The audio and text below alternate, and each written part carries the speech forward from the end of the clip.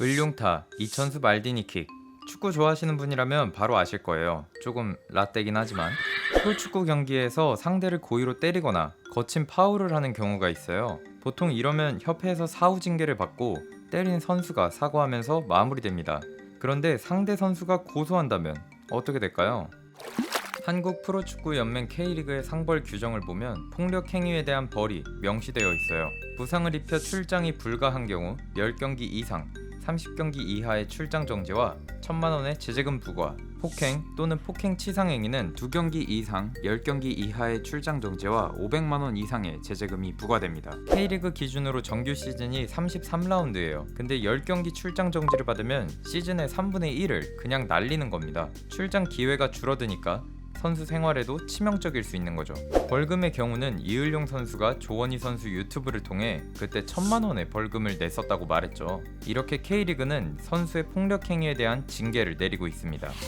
상대 선수가 고소를 진행한다면 어떻게 될까요? 성립이 가능할까요? 폭행죄 성립 요건은 이렇습니다. 고의성, 유형력의 행사, 상해를 초래하지 않아도 가능하다. 유형력의 행사는 신체에 직접적인 물리력을 행사하는 것뿐만 아니라 접근하여 협박하거나 욕설을 하는 행위도 포함될 수 있습니다. 반드시 직접 접촉할 필요는 없다는 거죠.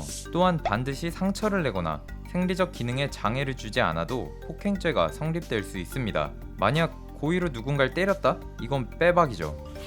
그러면 폭행죄의 처벌은 어떻게 될까요?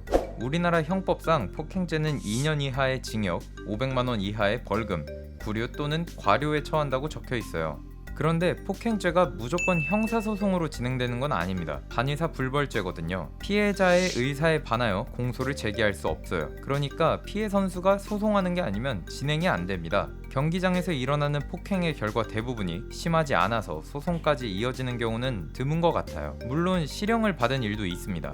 2014년 프랑스 리그앙의 바스티아 소속 공격수 브란당은 경기가 끝나고 라커룸으로 들어가는 상대 선수를 박치기로 가격했는데요. 이때 코뼈가 부러집니다. 이 사건으로 프랑스 법원으로부터 징역 1개월과 벌금 2,700만 원을 선고받았죠. 그리고 브란당은 사실상 은퇴의 길을 걷게 됩니다. 오늘은 축구 경기 중 유명한 사건을 통해 폭행죄에 대해서 알아봤습니다. 시합하다 보면 감정이 격해질 수 있어요. 하지만 상대에게 물리력을 행사하는 건 좋지 못한 행동이죠. 만약 운동 경기가 아니더라도 일상에서 폭행당했거나 폭행을 저질렀다면 전문 법조인의 도움을 받는 것이 좋겠습니다. 오늘 영상 여기서 마무리하고 다음에 더 궁금할 법한 이야기로 찾아오겠습니다. 이상 궁법이었습니다.